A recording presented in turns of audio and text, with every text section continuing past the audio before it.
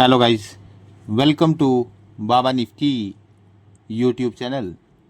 स्वागत है दोस्तों आप सभी का।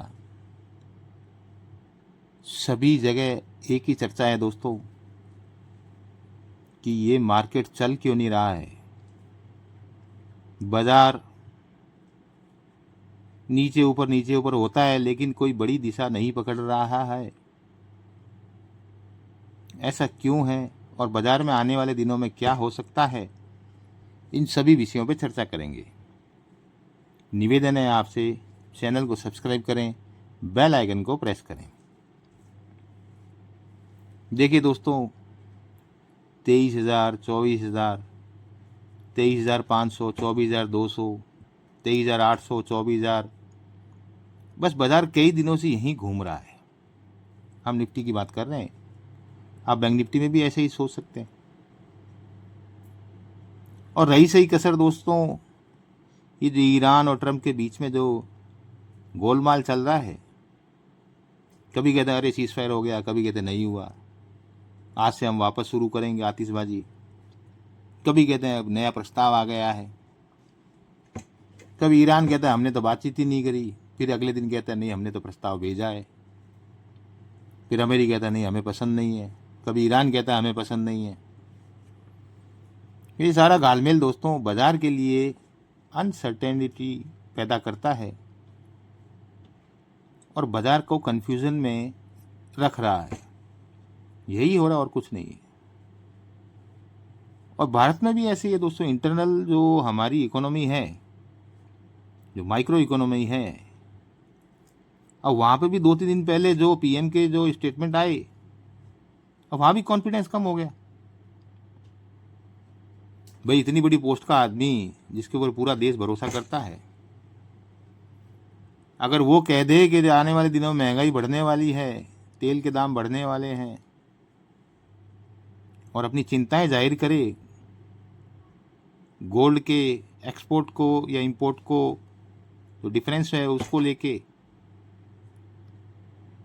डॉलर के डिफरेंस को लेके, तो बड़े बड़े का दोस्तों कॉन्फिडेंस हिल जाता है, चाहे कितना ही बड़ा फंड मैनेजर क्यों ना हो।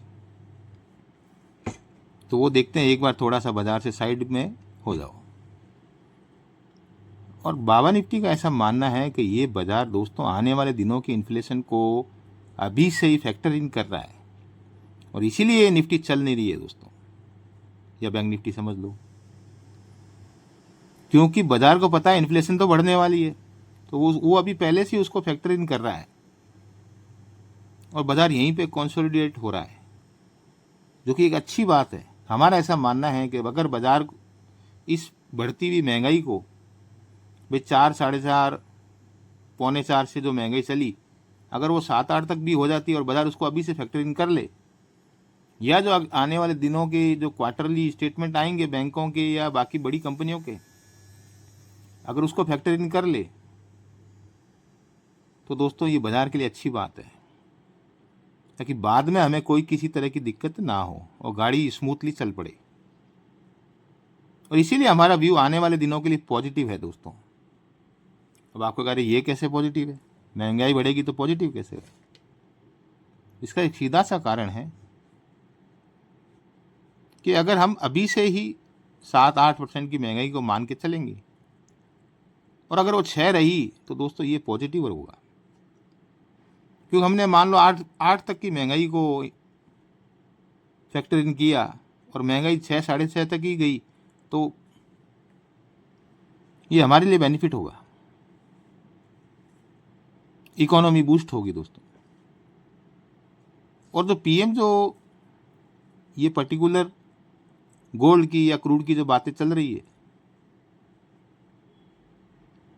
ये भी बाजार के लिए एक सही है कि इतना बड़ा व्यक्ति अगर इकोनॉमी को सुधारने के लिए कुछ प्रयास कर रहा है, तो ये पॉजिटिव माना जाना चाहिए। हमारा ऐसा मानना है। और ये जो ट्रम्प वगैरह, इस पर हम भरोसा ना करें, इनको इग्नोर करें,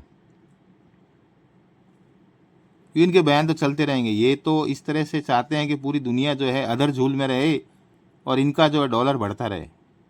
खेल तो डॉलर का ही है दोस्तों, बॉन्ड का है। और डॉलर का है खेल। सब समझते हैं कि दुनिया में उथल पुथल होती है तो डॉलर तेज होता है, स्ट्रांग होता है। तो ट्रम्प तो यही चाहेगा, सब तरह जो है कचरा फैला रहा है।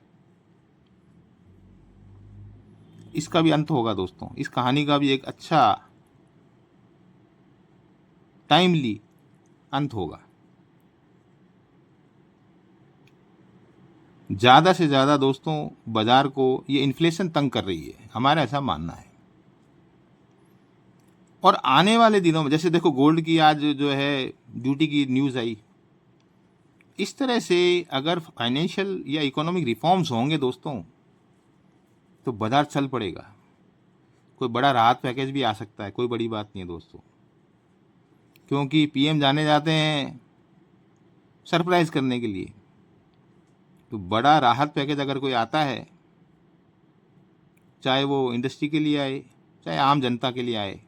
जैसे आपको याद हो तो पिछले साल जीडीपी और जीएसटी और जो अमेरिका का जो टैरिफ का जो चला था एक पंगा,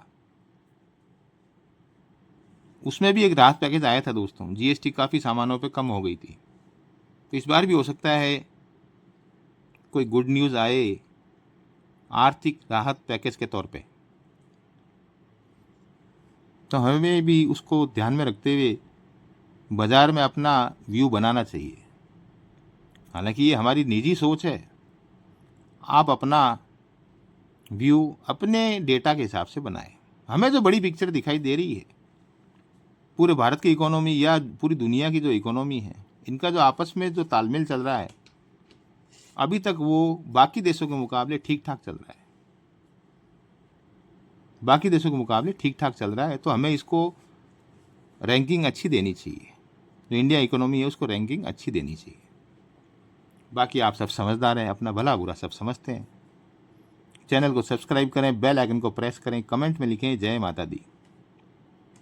डिस्क्लेमर, शेयर बाज़ार में काम करना महा रिस्की है। आप किसी अच्छे सर्टिफाइड फाइनेंशियल एडवाइजर से सलाह लेने के बाद ही काम करें दोस्तों। बाबा निफ्टी यूट्यूब चैनल का ये वीडियो, या ये समझ लीजिए हमारे सभी वीडियो, इससे पहले के और इसके बाद के सभी एजुकेशनल पर्पज़ के लिए ही जारी किए जाएंगे,